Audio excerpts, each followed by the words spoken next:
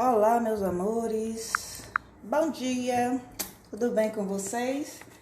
Espero muitíssimo que sim. A gente está ao vivo, grupo Professores da Educação Infantil, e a gente vai conversar um pouquinho com os colegas, a pedido de muitos, sobre os campos de experiência da Base Nacional Comum Curricular. Incrivelmente, nas pesquisas do Google, há um aumento de 150% na busca por isso. Quais são os campos de experiência da Base Nacional Comum Curricular? Né? Observando o Google Trends, observando que a gente já tem mais, um ano, basicamente, a gente teria que ter quase um ano da questão de começar a colocar a Base Nacional Comum Curricular em prática. E a gente já tem mais de anos, para ter feito a leitura do documento. Ainda meio que pega a gente de surpresa que exista tantas pessoas perguntando sobre quais são os 5 campos de experiência da Base Nacional Comum Curricular e mais tantos outros colegas perguntando, por exemplo, quem é que trabalha esse campo. E tantos outros colegas reforçando, na minha escola eu trabalho só escuta, fala, pensamento e imaginação, e a minha colega trabalha, traços, sons, cores e formas. Vem cá. Então, assim, a gente vai buscando o entendimento do documento, observando a aplicação desse documento na prática e, mais uma vez, reforçando que parece que o Brasil não gosta de seguir documentação, não gosta de ler documentação, não gosta de entender sobre documentação. Então, se você tem um aumento de 150% nas buscas por quais são os campos de experiência, a nossa esperança é que seja 150% de estagiários, 150% de pessoas que estão fazendo graduação na área de pedagogia e não os nossos colegas que ainda não têm se inteirado de quais são esses campos e estejam começando a trabalhar de acordo com essa Base Nacional Comum Curricular. Antes da gente pensar nos campos de experiência, a gente tem que entender sobre os direitos de aprendizagem das crianças e tem que entender sobre quem é essa criança e qual o papel do professor nessa nova estruturação da educação infantil. Qual é o papel do professor, qual é o papel da escola e quem é a criança. A gente fez um vídeo algum tempo atrás, está lá no nosso canal, no Ideia Criativa Educa. Quem quiser saber sobre quem é o professor esperado pela Base Nacional Comum Curricular, a gente tem vídeo sobre isso. Temos vídeos também sobre os campos de experiência separadamente.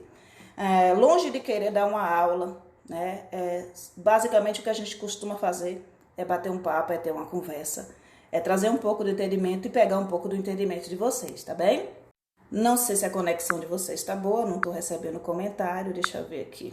Acho que eu estou com um probleminha na luz. Mas vamos lá, vamos ver se dá certo, Quando a gente fala do professor na Base Nacional Comum Curricular, a gente fala de um mediador, de um entendedor dos processos de desenvolvimento infantil. A gente fala de um professor leitor. A gente fala de um professor que tem respeito pela criança, entende a criança, como especificado está na Base Nacional Comum Curricular e nas diretrizes curriculares nacionais para a educação infantil. E que professor é esse? É um professor que entende a criança enquanto um sujeito histórico, de direito, um cidadão, um indivíduo a quem não se adestra, a quem não se molda, mas um indivíduo que tem o seu pensamento, tem as suas ideias, tem as suas vontades, tem os seus sentimentos. E o primeiro e talvez o maior grande desafio na aplicação não apenas da Base Nacional Comum Curricular, como das diretrizes, seja encontrar esse professor que compreenda que uma criança não é uma tábula rasa. Porque isso não é algo que nasceu com a Base Nacional Comum Curricular, não é algo que nasceu com as diretrizes curriculares nacionais para a educação infantil. Há muito tempo se procura entender a infância, se procura entender como é que a criança aprende, como é que a criança se desenvolve. Nós temos estudos em diversas áreas para compreender quem é a criança. E enquanto a gente tiver um professor que entenda uma criança, não como um sujeito, não como um indivíduo que pensa, que sente, que tem vontades, né, que tem seus próprios interesses, a escola brasileira não muda, não importa quantos documentos se cria a partir disso. A gente tem muita influência nesse documento, né, de leituras de outros países, né, de estruturação da educação infantil de outros países lá do primeiro mundo. E o que chama a atenção da gente é que muitas vezes as pessoas buscam um aporte teórico em outro país que é basicamente o que a gente tem também em autores aqui do Brasil. Entender de interesse de cada indivíduo, entender que esse indivíduo é um sujeito histórico, né? Trazer afeto para as práticas pedagógicas, né? Dar sentido àquilo que se está fazendo, né? Buscar a questão de que a criança ela tem interesse no que a gente está tentando ensinar, está tentando mostrar, despertar a curiosidade da criança. Isso tudo está muito claro em Paulo Freire. Está muito claro em Paulo Freire. Não precisa nem correr atrás de Montessori, de Reggio Emílio, de nada. Está muito claro, muito específico para quem quer entender em Paulo Freire. Mas as pessoas tendem a buscar algo de fora para poder legitimar aqui dentro, porque a gente também tem essa cultura brasileira, né, que é muito também presente na escola, de que você precisa buscar algo de fora para dar sustentação ao que você tem aqui dentro. Não é assim? Infelizmente é assim que a gente vive. E depois a própria classe vai reclamando que quando vocês trazem um palestrante, vocês trazem um palestrante do Sul para dar uma palestra na Bahia. E as nossas realidades são distintas e eles falam de coisas que a gente sequer entende.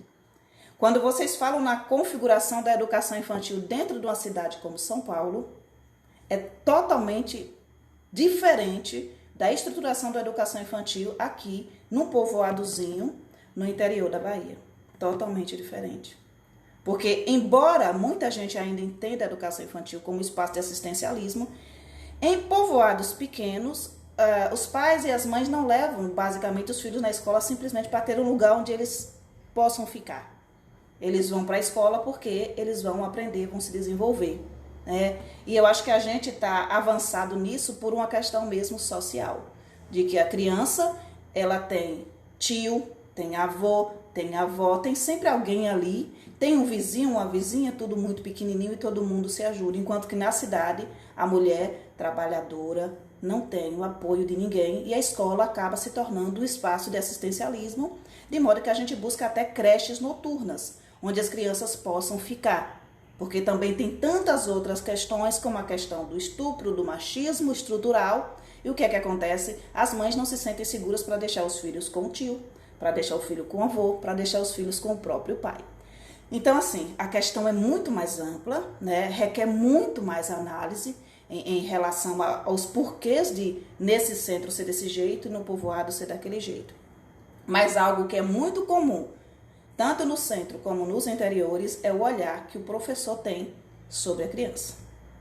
São as escolhas que o professor faz pela criança. São as escolhas que o professor faz para a criança. Então, quando a gente fala, antes de entrar nos campos de experiência, é preciso entender que tipo de professor a base espera. E se você está disposto a ser esse professor. Que tipo de criança, né, como é que se entende a criança dentro desse documento. E mais, garantir os direitos de aprendizagem dessa criança, você não consegue nada. E um dos direitos de aprendizagem é o direito de participar. A criança, ela deve ter os direitos garantidos. E um dos direitos de aprendizagem é participar. E quando a gente fala o direito de participar, não é o direito da criança participar da brincadeira que o professor escolheu. Não é o direito da criança participar da atividade dentro do espaço que o professor escolheu. A gente está falando de algo muito mais... esqueci a palavra agora. Mas a gente está falando de a criança escolher onde ela vai brincar, quais brincadeiras elas vão desenvolver e o que elas querem fazer. E basicamente tem muito professor que acredita que isso esvazia né, o papel dele? Eu creio que não. Por que eu creio que não esvazia o seu papel? Porque é muito mais complexo. Minha cachorrinha derrubou um copo aqui. É muito mais complexo para um professor deixar que as crianças façam suas escolhas e, a partir daí, direcionar o seu planejamento do que ele definir o que as crianças irão fazer. Então, o papel do professor na Base Nacional Comum Curricular, ser colocado em prática é muito mais difícil, né? Então, quando a gente fala do direito de brincar, é o direito de brincar do que a criança quer, como a criança quer, né? É um direito de explorar da maneira que ela quer. Quando a gente fala da criança se expressar, a gente fala da criança se expressar da maneira que ela deseja, como ela quer, de acordo com as suas vontades e com os seus interesses, e não de acordo com o que eu estipulo, entende? Então, quando a gente trouxe lá no nosso site essa semana uma atividade que está dentro de 2 campos, talvez até 3, mas a gente colocou como inicial a questão do traço, sons, cores e formas, está lá no nosso site, quem quiser ver, a gente chamava atenção para isso, de que você pode escolher determinada atividade, determinada direção, determinado campo, mas a criança precisa escolher de que forma ela quer se expressar, de que forma ela quer mostrar algo, de que forma ela quer desenvolver aquela atividade. E quando a gente fala do campo das artes, a gente fala de expressão livre. Até quando a gente vai propor a linguagem do desenho, por exemplo. Então, quero propor uma atividade em que a criança vá se expressar através do desenho. A gente precisa dar certas liberdades para que ela se expresse através do desenho. Tem criança que quer desenhar com lápis. Tem criança que quer desenhar com caneta. Tem criança que quer desenhar com canetinhas. Tem criança que quer desenhar com o próprio lápis de cor. Tem criança que quer desenhar na areia.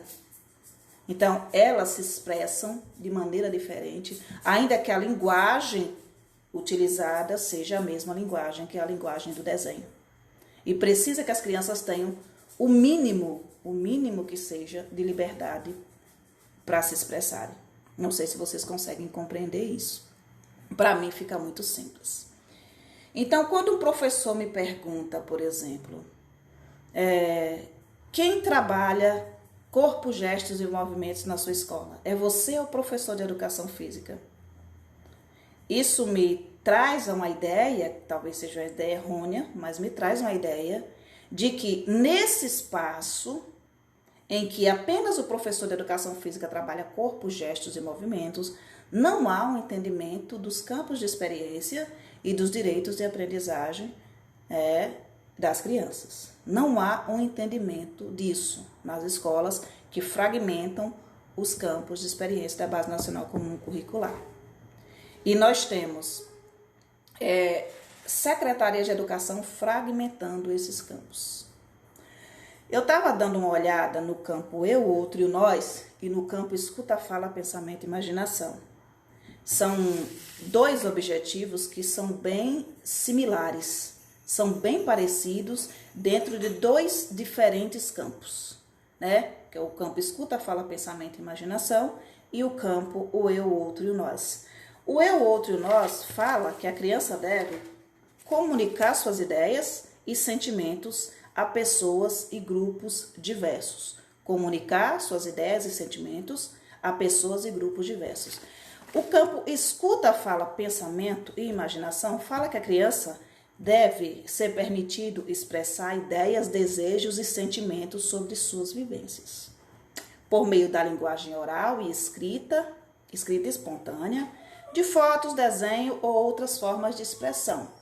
E se a gente começa a entender que os campos de experiência, eles são trabalhados de forma interligadas e que eles não podem ser fragmentados, não podem ser separados, a gente entende que enquanto a criança expressa as suas ideias e os seus desejos e os seus sentimentos através da linguagem do desenho, né, ou da linguagem da escultura, ela também está no campo escuta, fala, pensamento e imaginação. E é por isso que a gente reforça, não dá para fragmentar campo de experiência e entender que eu estou trabalhando apenas, estou trabalhando de acordo com a base. Se eu trago a criança para trabalhar corpo, gestos e movimentos, e eu trago uma brincadeira para que ela trabalhe corpo, gestos e movimentos, isso pode ser feito por um professor de educação física ou pode ser feito por um professor, né, regente de educação infantil ou por um auxiliar. Isso não quer dizer que, enquanto eu estou trabalhando corpo, gestos e movimentos, essa criança vai estar apenas no campo do trabalho com corpo, gestos e movimentos. Porque enquanto a criança brinca, enquanto ela explora, enquanto ela interage com as outras crianças, ela pode também estar aqui demonstrando empatia pelos seus colegas. Ela pode estar criando regras novas para um jogo que ele já conhece. Elas podem estar explorando o corpo delas, né? Se elas conseguem se equilibrar, se elas não conseguem. E no meio de toda essa brincadeira, há comunicação, há expressão, há sentimentos, né? Há ideias sendo colocadas em prática, há jogo, há regra, há jogo simbólico. Se você permite que a criança de fato brinque e explore a brincadeira, e explore o jogo de diversas maneiras e não apenas da maneira como você, professor, estipulou que seria. Então, é praticamente impossível que, mesmo querendo muito, eu esteja trabalhando apenas um campo de experiência. E é por isso que a gente precisa reforçar nas nossas reuniões pedagógicas, nas nossas reuniões com secretários da educação, que essa maneira de encaixotar, né, os campos de experiência para transformá-los em disciplinas para a educação infantil, e que a educação infantil seja espaço de ensino, né, e não espaço de educação infantil e não ensino infantil, se a gente não começa a verbalizar que existe uma interpretação sendo feita de maneira errada, todo mundo que chega ao campo prático começa a reproduzir. E reprodução de interpretação errada a gente já teve muito na teoria do brincar. O brincar trazido pela base, que é os eixos estruturantes da base, assim como das diretrizes, são as interações e as brincadeiras, não é isso? É com isso que a gente trabalha. Interações e brincadeiras. Só que muitos de nós odeiam o fato, né, do brincar ser trazido para a educação infantil como ele foi trazido, que é um brincar sem intencionalidade. É um brincar onde o professor, ele deixa de ser até mediador. Ele é apenas um espectador. O espectador não é nem que a gente possa falar um espectador ativo, é aquele que observa as brincadeiras e faz algo disso, porque não há intencionalidade, não houve intencionalidade. Quando a tecnologia me entra na sala de aula, me entra através de uma televisão que o governo enviava. Vocês devem lembrar, uma televisão e um videocassete. E depois apenas uma televisão, um aparelhinho de DVD. E daí uma televisão e um espaço para colocar o pendrive. E o que a gente costumava, e talvez ainda costume ver no município, é uma televisão sendo utilizada como uma segunda professora. Como em casa, muitas vezes elas são utilizadas como babás de crianças.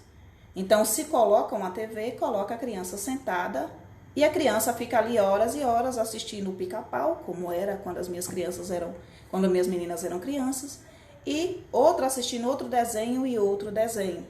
A intencionalidade se perde. O vídeo não é trazido a nível de aprendizagem, né? Não é trazido a nível de apoio. É trazido a nível de, eu vou ter paz, porque eles vão estar sentados assistindo. Então, o problema maior não é que a gente tenha esse documento desse jeito ou aquele daquele jeito. É que você tenta aplicar uma teoria dentro de um campo que, na prática, não aceita a teoria. E professores que não aceitam uma teoria onde a criança ela é o protagonista, onde ela deve ter liberdade para expressar o que ela gosta, o que ela não gosta. Onde a criança ela tem liberdade, deve ter liberdade para escolher os espaços que elas gostarem. Óbvio que não é cada criança que vai escolher estar em um canto. Mas juntas elas definirem se a gente tem o espaço da sala de aula, tem o espaço do pátio, tem o espaço da quadra, né? Óbvio que tem escola que não tem espaço nenhum. Mas se esses espaços existem e tem o espaço da horta e o professor delimita que hoje ele quer trabalhar no campo, espaços, tempos, quantidades, relações e transformações, e quer fazer uma observação, né, da natureza, onde é que a gente vai fazer essa observação? Onde é que vocês gostariam de ir? Né? Para além do espaço da sala de aula, onde é que vocês gostariam de ir? Até a horta, né? Até o pátio para caçar bichinhos que estejam passeando pelas paredes. O que é que vocês querem fazer? Como é que vocês querem fazer? Para que as crianças possam, juntas em grupos, definir qual tipo de experiências e que explorações elas querem fazer. Enquanto a gente tiver um professor, um coordenador, um gestor que não entenda que a Base Nacional Comum Curricular para a Educação Infantil pede trabalho para além da sala de aula, para além do sentar e observar, para além de reproduzir aquilo que o professor quer, para além de acatar, acolher e aceitar todas as atividades que o professor propõe, a gente não vai ter uma base em prática, como a gente também não vai ter, como a gente não teve as diretrizes curriculares nacionais para a educação infantil colocadas em práticas. Então, é preciso que o professor comece a entender o seu papel, né? Quem é a criança, os direitos dessa criança, os campos de experiência e os seus respectivos objetivos, para que ele também possa entender que no momento que eu quero partir, não é que eu quero trabalhar apenas esse campo, eu quero partir de escuta, fala, pensamento e imaginação. Esse é o campo do qual eu quero partir. Para quê? Para chegar lá adiante explorando tantos outros campos. Mas eu quero partir de escuta, fala, pensamento e imaginação. E ele pensa, eu quero partir de uma história, que é o mais comum que a gente faz. Uma história. Mas isso pode partir também de uma encenação. Isso pode partir de um desenho curto, de um desenho animado curto. Isso pode partir de uma grande roda de conversa sobre determinado tema.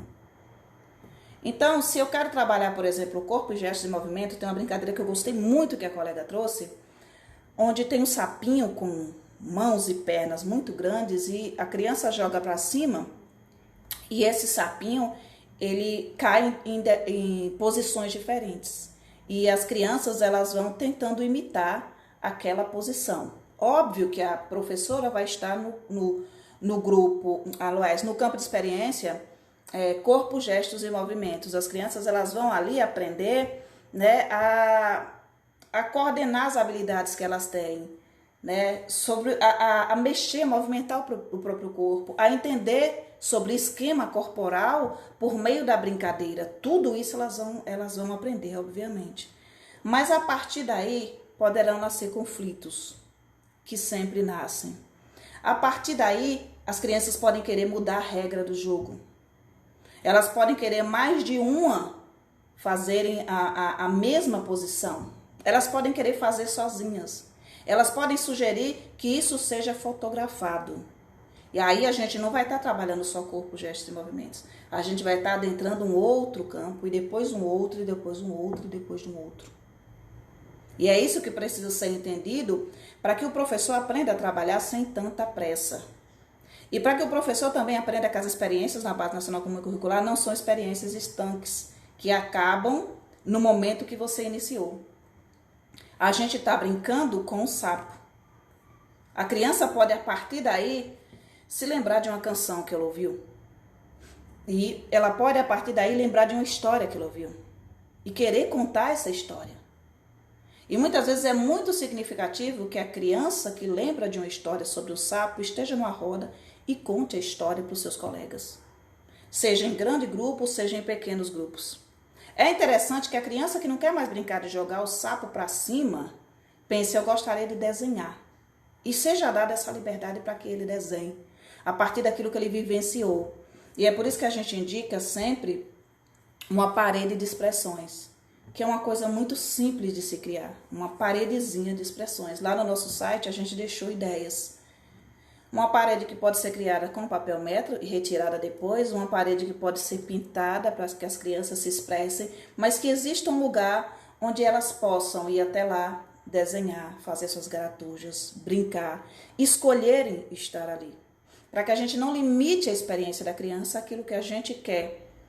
Óbvio que quando você limita, eu quero descobrir se a criança entende, né, de esquema corporal. Eu quero definir se a criança ela já reconhece isso aqui.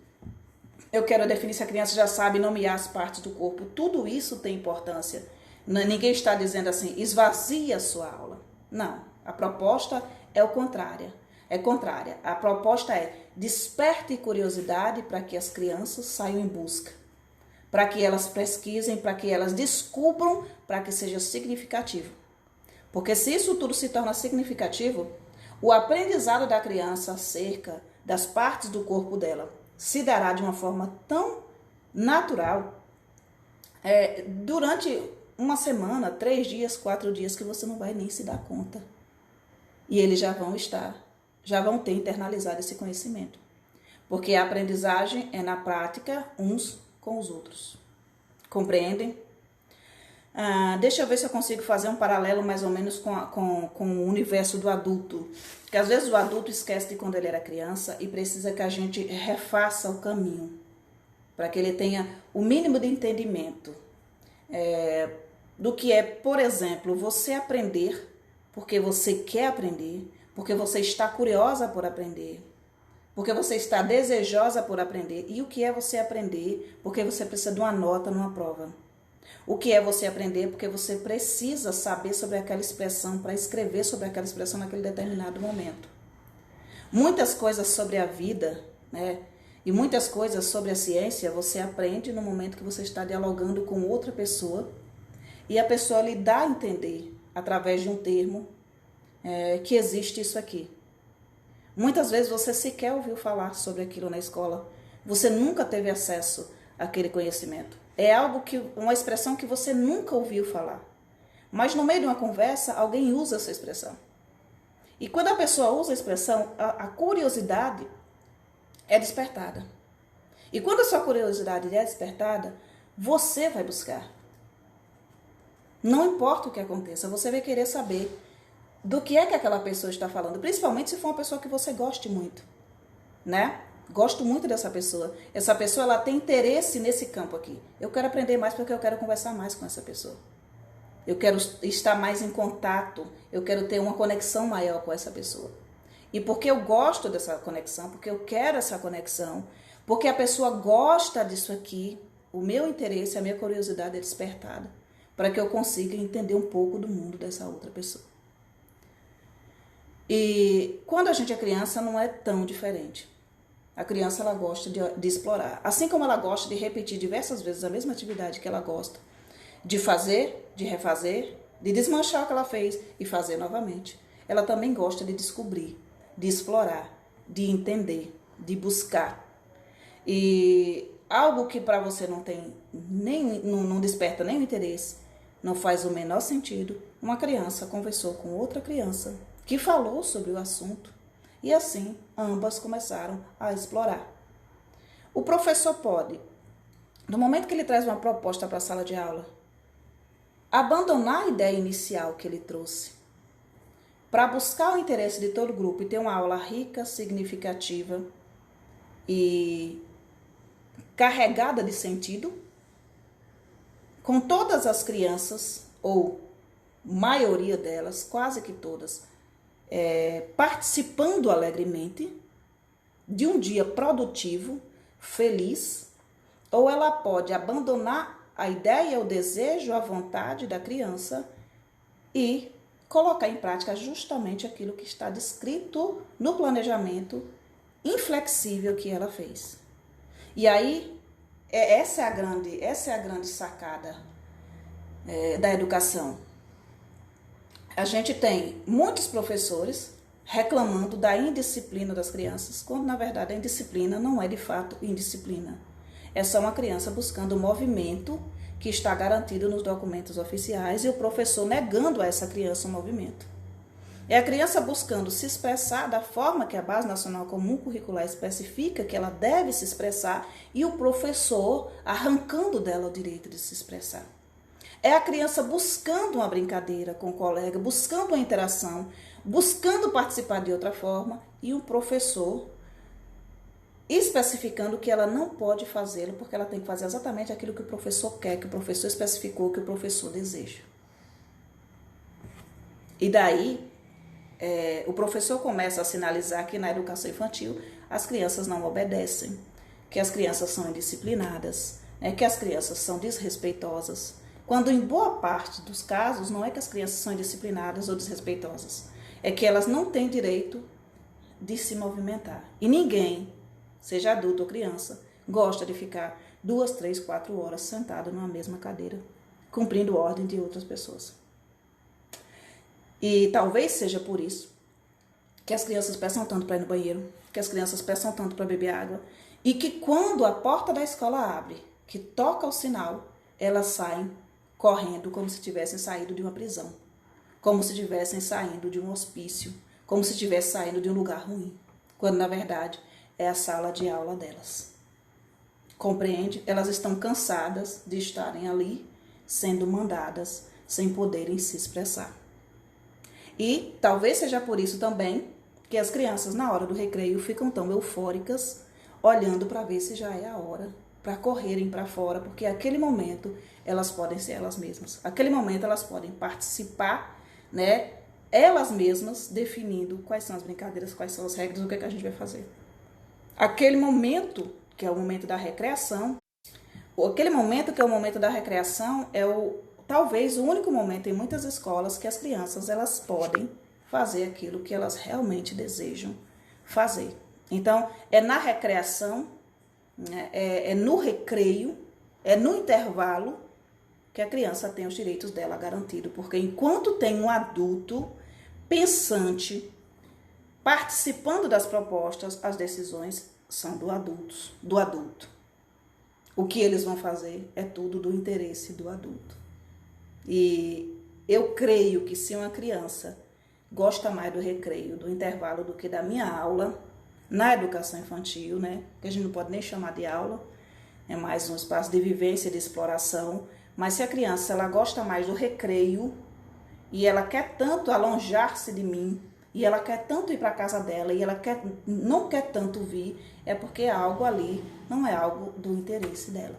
E a gente precisa começar a observar essas pequenas coisas. Então, falar sobre campos de experiência da Base Nacional Comum Curricular, o eu, o outro, nós, corpo, gestos e movimentos, escuta, fala, pensamento e imaginação, e espaços, tempos, quantidades, relações e transformações, que são 5 campos de experiência da Base Nacional Comum Curricular para a educação infantil, seria, e óbvio que isso já teria que ter sido, a essa altura do campeonato, internalizado, aprendido pelos colegas, lido e relido constantemente para entendimento. Falar sobre os campos sem falar de direito de aprendizagem, sem entender qual é a nossa função enquanto professor, sem entender da importância que tem a gente fazer leituras constantes sobre o tema, é algo que é perda de tempo. Se o professor não quer ler, se o professor não quer entender que a criança ela precisa ser considerada e ela é e deve ser protagonista no processo. É meio que perda de tempo qualquer pessoa tentar explicar para esse professor a importância da Base Nacional Comum Curricular. Como fica comprometida a aplicação desse documento em uma escola que cerceia a liberdade do professor e que acredita que o professor não deve sair do espaço da sala de aula?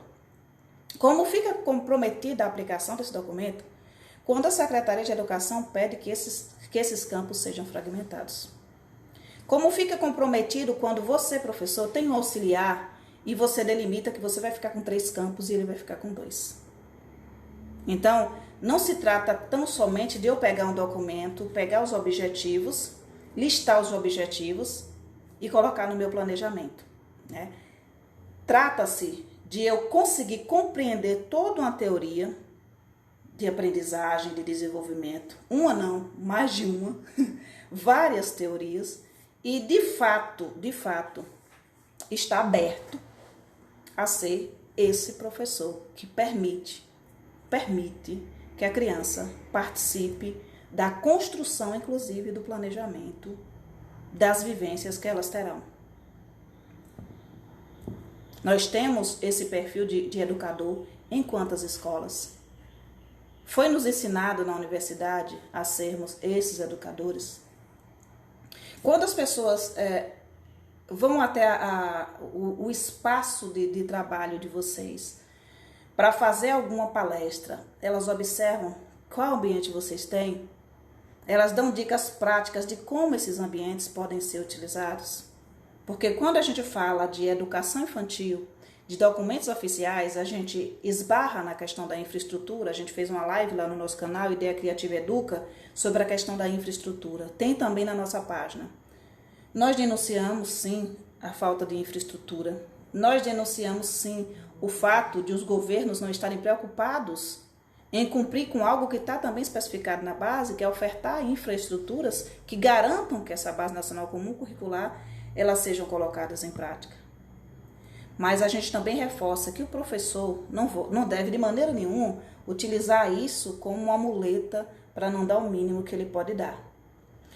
E o mínimo que você pode dar com o espaço que você tem, com a infraestrutura que você tem, você deve fazê-lo. Você deve fazê-lo. Lembro-me muito bem que chego em determinada escola e a escola não tinha muro, mas tinha uma sala grande.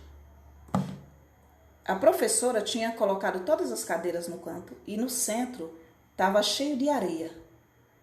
Na hora que eu entrei na sala, eu vi cheio de areia.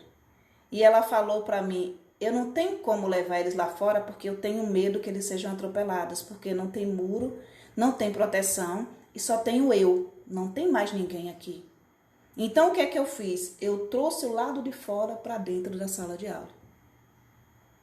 Então, as pessoas podem fazer, se existir interesse e boa vontade em entender que a criança ela precisa explorar. E se nesse dia eu não tenho ninguém para estar lá fora comigo, eu posso dar um jeito de trazer a natureza de alguma maneira aqui para dentro. Eu posso trazer uma árvore num caqueiro. Eu posso trazer folhas secas, folhas verdes e posso jogar no meio da sala. Eu posso trazer areia, obviamente tem que ver de onde é que pega a areia, né, gente? Areia é um negócio bem sério para se trabalhar. E eu tenho que ver todas as ações que eu posso fazer com aquele espaço que eu tenho. Então, o que é que eu tenho? Eu tenho a sala de aula e tenho pátio. E, obviamente, que qualquer escola deveria ter uma horta, né? E tudo mais. Às vezes é uma horta que nem as hortas daqui, desse tamanho assim. Mas é um espaço de exploração. Eu posso e eu devo. A própria cantina da escola, por menorzinha que seja, é um espaço que pode, num determinado dia, ser utilizado. A própria sala de aula. Não quero fazer uma receita, quero fazer uma receita. A cantina da escola é pequena. Eu levo para dentro da sala de aula. Ainda com pouca estrutura que eu tenho. Por exemplo, se eu quiser fazer algo que leve água quente, hoje eu não preciso nem levar um fogão para dentro da escola. Eu só preciso levar uma garrafa térmica, né? Uma dessas que você coloca na tomada.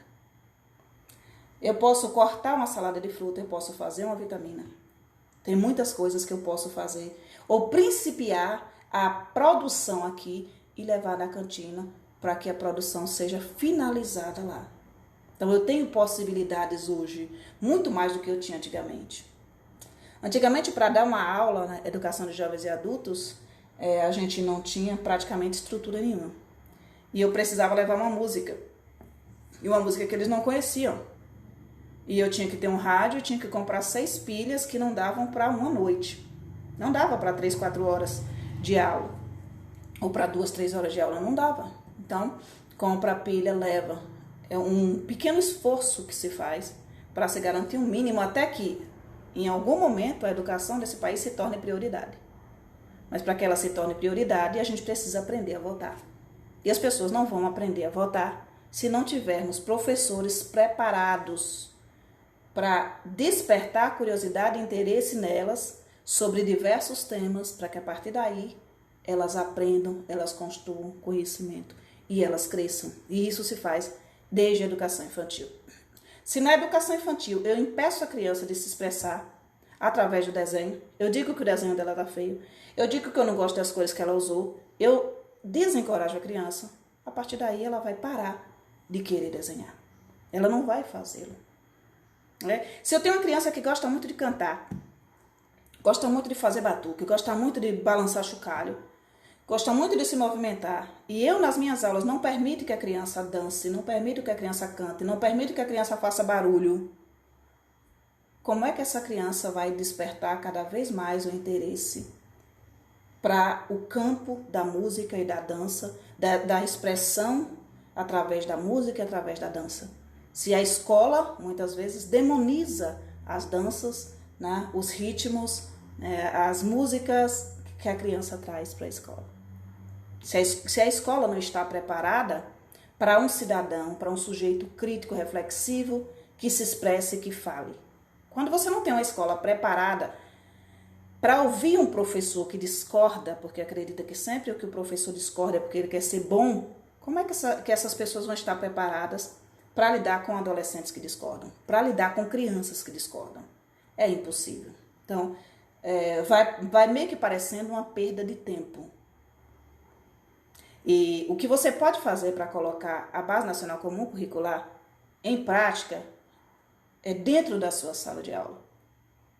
Parar de importar-se tanto com o que o outro da outra sala está fazendo, com o que a gestão está falando sobre o fato de você estar constantemente do lado de fora. Inclusive, uma colega me falou que foi convidada a sair de uma escola. Fui convidada por quê? Porque eu passava muito tempo em outros espaços que não era sala de aula. Então, eu não servia, eu não tinha o perfil da escola. E, incrivelmente, nós teremos escolas que se dizem inclusivas, que se dizem, escolas abertas a construir conhecimento, mas que vão ficar horrorizados de terem um professor que sai porta fora. Pais que vão ficar horrorizados de terem professores porta fora e gestores que gostam de seguir cartilha de pais que não estudaram pedagogia, que não entendem documentação. Teremos? Teremos. Mas isso quer dizer que eu, enquanto professor, enquanto profissional, vou abandonar a ideia de que a criança precisa ser protagonista no processo, de que a criança precisa explorar para poder me adequar à visão do gestor ou à visão do coordenador? Eu posso confrontar, mostrar os documentos e especificar que eu estou fazendo da forma correta, da forma adequada.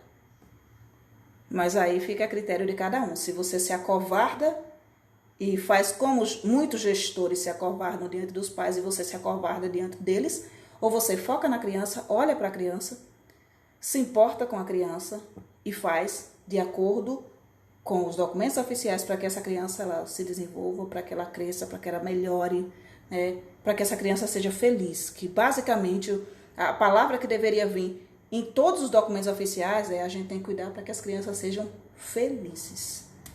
Se você e a criança é feliz enquanto brinca, enquanto interage. Jardel tem um slogan que diz: a escola é a extensão da nossa casa. Acho que essa extensão está interrompida. Bora para mais uma live top, Gi. Vou ficar na escuta. Abraços a todos e a todos. Essa questão da escola ser extensão da casa, da casa ser extensão da escola, eu não sou de pensar muito a respeito disso, porque eu acho que são espaços distintos, mas são espaços onde se aprende. Que a criança ela aprende em casa, ela aprende no parque, ela aprende na rua, ela aprende na piscina enquanto você está tomando lá a sua bebida. A criança é esse ser disposto a aprender. Não é que a criança seja assim, alguém que esteja sendo moldado por esse ou por aquele, mas é um ser disposto a aprender, tanto em casa quanto na escola. Óbvio que se a escola compreende a importância da casa, e se a casa compreende a importância da escola, nenhuma precisa ser a extensão da outra. mas uma precisa entender a importância da outra. As famílias precisam entender que na escola os filhos vão ter determinadas experiências e as famílias precisam entender para que servem essas experiências. Precisa entender como isso vai afetar o desenvolvimento físico, motor, né, o próprio desenvolvimento emocional da criança. As escolas precisam deixar claro para os pais isso. Para que os pais não queiram ditar para as escolas como é que as escolas devem realizar o trabalho delas. O que a gente tem é um confronto entre família e escola, onde a escola não pode interferir naquilo que a família entende que é importante para o filho dele. E a casa quer interferir naquilo que os cientistas educacionais consideram que é importante no desenvolvimento da criança. Então, há meio que uma queda de braços entre pessoas adultas, emocionalmente comprometidas, que não conseguem definir os seus papéis e não conseguem respeitar outros adultos, e criança, infante, no meio, sofrendo com o desequilíbrio emocional dessas duas partes que deveriam estar sentadas, dialogando em comum acordo, para que fossem promovidos tanto em casa quanto na escola atividades onde as crianças pudessem ter os direitos garantidos, pudessem se expressar, pudessem brincar e se desenvolver melhor. Eu sempre pergunto, quem é o especialista do processo? É o professor de educação infantil? É o gestor que não é especializado em educação infantil? É o pai e a mãe?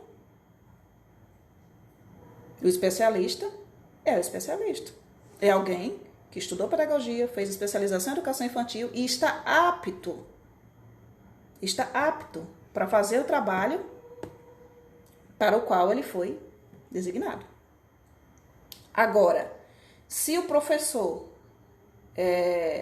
aprende a se acovardar diante das situações, teme o confronto, teme a conversa, teme o diálogo e vai sempre fazendo as coisas de acordo com o interesse de pessoas que não são especializadas, sacrificando a criança e as infâncias, simplesmente para ficar bem sossegado no canto dele, muitas vezes sacrificando até ele mesmo, as suas próprias ideias. Você entra na educação infantil cheio de gás, cheio de vontade, cheio de interesse. Em 1 ano, 2 anos, a coordenação, a gestão e os pais já mataram a sua alegria em ocupar aquele espaço porque elas não entendem a forma como você trabalha. Ou você consegue dialogar a ponto de essas pessoas conseguirem compreender que existe ali um especialista em educação infantil que está seguindo documentos oficiais e que essa pessoa precisa ter autonomia e que quem precisa ser respeitado é a criança, em primeiro lugar, antes do professor e antes do pai, o bebê, a criança pequena, a criança bem pequena. Porque são eles que não têm controle, não entendem as próprias emoções. São eles que não entendem de coisas básicas que a gente entende. São eles que precisam se desenvolver de forma integral, de uma maneira que nós já somos desenvolvidos. Então, não são eles que devem ser sacrificados no processo para que a gente agrade o adulto professor, que acredita que a criança disciplinada é a criança parada, quieta, calada no canto dela. Ou o pai e a mãe que acredita que espaço de educação infantil ou é para tomar de conta, ou é para a criança estar sentada durante 4 horas esperando ele voltar para buscar. Sem diálogo, a gente não constrói absolutamente nada em educação que seja positivo. Ou quase nada. Ou quase nada. Jardel, dilema, quem manda mais? Eu creio que o professor está debaixo desta cadeira. Cadeira como? Eu não entendi bem a expressão. Mas não é uma questão de mandar. Não é uma questão de hierarquia. É uma questão de respeito a espaços. Não é uma questão de hierarquia. Nada que ver. Por quê? Mais uma vez, a criança não é propriedade da família. A criança não é propriedade do Estado, né, que está aí sendo... como é que a gente fala? Peraí. Esqueci a palavra agora. Ou seja, está aí sendo representado pelo professor. O professor representa né? O governo representa o Estado, representa a instituição, se for escola particular. E o pai e a mãe, a criança não é propriedade do pai nem da mãe, não é propriedade da avó, não é propriedade da tia, é um cidadão, um ser de direito. E de acordo com a Constituição, essa criança, esse cidadão de direito, ele tem direitos básicos, como direito à educação, direito ao lazer, né, direito à alimentação. A gente tem uma apostila lá na nossa loja ideiacreativa.com, para trabalhar essa questão dos direitos da criança, agora na Semana da Criança. Então, a gente não pode pensar quem manda mais, porque a gente não está seguindo o desejo do professor em relação à criança, nem o desejo do pai e da mãe em relação à criança. A gente está seguindo o que dizem especialistas acerca de desenvolvimento infantil. Então, por que eu não bato em criança na escola? Porque eu entendo que bater em criança não é educar. Não é educar.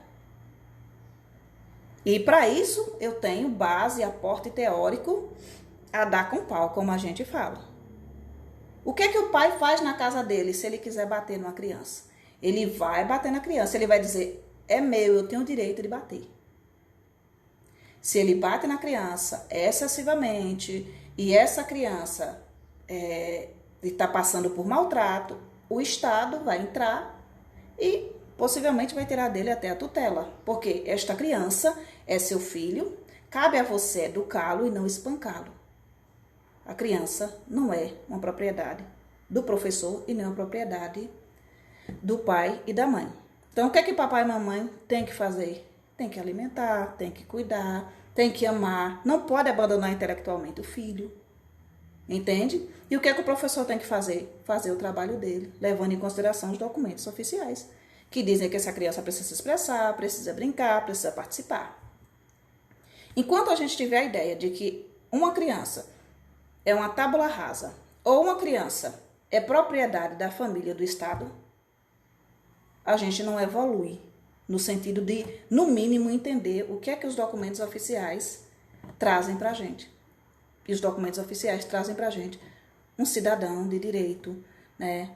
Uma pessoa que vive, que pensa, que sente, que explora, que investiga, que tem sentimentos, que tem ideias, que tem emoções, que precisa ser ouvida, que precisa ser acolhida nas suas dores, que precisa ser ensinada como elas vão lidar com as próprias emoções. Não é do espaço do adulto ter raiva. Adulto tem raiva, e eu acho que adulto faz birra. Nem acredito que criança faça birra, mas adulto faz birra. Adulto faz birra, inclusive na rede social, adulto faz muita birra. Acho que todo mundo já teve um amigo, ou uma amiga, ou um namorado, ou uma namorada que fica zangado e tira a foto do perfil. E bloqueia você. Ou manda um joinha. O joinha é um negócio extraordinariamente marcante para quem tem relacionamento com pessoas que são assim. Então, adultos fazem mais birra e lidam de maneira muito ruim com as emoções e não querem que as crianças façam igual. E crianças nem sabem que tipo de sentimento elas estão tendo muitas vezes, enquanto você sabe que você é adulto e que não é muito legal, né, você ficar batendo o pezinho. Mas a gente bate o pezinho, não quer que a criança bata, né? Por que você não bate o pezinho no supermercado? Ou por que você não bate o pezinho na reunião pedagógica? Às vezes a gente bate o pezinho sim na reunião pedagógica. Não quer que a criança, não quer dizer que a criança não possa fazê-lo. Você faz de diferentes formas ao longo da sua vida. Você fica com raiva, você se estressa, você fala coisas que você não deveria falar. Você joga objetos no chão dependendo do seu temperamento. Você se zanga, você bate a porta. E quando você está numa reunião pedagógica, você levanta, você vai beber água, você levanta, você vai no banheiro sem pedir para ninguém. Você faz de um tudo que você diz que a criança não deve fazê-lo. Né? Quando você está num curso de pedagogia, numa especialização que tem um livro para ler, você começa a ler, não entende o livro, você abandona o livro, mas você não quer que a criança que não sabe ler abandone um texto que você pediu que ele tentasse ler. Então, é muito também desenvolver empatia para a gente entender que essa criança, esse bebê, essa criança pequena, esse adolescente, é alguém que está aprendendo a lidar com emoções que ele sequer conhece. E nós que já deveríamos saber lidar com essas emoções, Não sabemos, né? Jardel, eu não falo muito de treta, não. Jardel disse que ia adorar eu fazendo uma treta, né? Eu não sou muito eu acho que as minhas discussões a nível de reunião pedagógica não chegam a gerar muitas tretas, tá? Uma treta ou outra e tudo mais. Porque a minha argumentação, não creio que seja uma argumentação desrespeitosa, né? É tipo uma questão de mostrar um ponto de vista, né? E de deixar claro, pode ser que o meu ponto de vista esteja equivocado, não tem problema nenhum que você possa me falar sobre esse ponto de vista. Mas até onde eu entendi o argumento, o documento, eu entendi dessa forma. Se vocês entenderam o documento de outra forma, aí é outra coisa, né? Então, gente, acho que era isso que eu tinha para falar sobre. Tem que parar um pouquinho, porque eu tô com dores, um pouquinho de dores aqui na cervical. E tem outras tantas coisas para fazer. Cacilda, eu tô sempre por aqui. Você pode mandar uma mensagem pra gente, né? E tantas outras coisas que a gente tem para fazer. Espero que possa ajudar um pouquinho os colegas. E espero também que vocês possam deixar suas colaborações, né, os seus pensamentos, que vocês possam continuar enviando, né, as sugestões de vocês, falando como é que isso está sendo feito, como é que a Base Nacional Comum Curricular tem sido implementada na sua localidade, na sua escola. Deixem os comentários, né, troquem informações com as outras colegas, que é super, super importante. No nosso site que eu deixei aí, a gente tem alguns planejamentos de acordo com a Base Nacional Comum Curricular. Não é nada extraordinário, né? São coisas simples, coisas básicas, coisas que podem ajudar vocês no entendimento melhor, no campo prático, de como fazer isso, de como trazer isso para a prática. Eu gosto muito de tentar mostrar como é que eu faria, de que maneira eu faria, com pouco recurso que eu teria, porque aqui as estruturas são péssimas. Eu gosto de mostrar como é que eu faço com pouco, né? E daí, se você tiver uma estrutura muito maior, óbvio que você tem coisas muito mais extraordinárias para fazer. Então, às vezes o que eu estou sugerindo é coisa tão pequena, tão básica, né? Que as pessoas dizem assim, mas eu queria uma coisa mais tchan. Às vezes o universo que eu estou vivendo me leva a ter essas ideias que são mais simples, e aí você só amplia, você só leva para mais adiante. O nosso canal no YouTube, Ideia Criativa Educa, né? Quem puder e quem quiser, segue a gente, se inscreve, ativa o sininho, vou tentar colocar umas lives lá pra gente. E é isso aí, gente. Muitíssimo obrigada a vocês e até mais.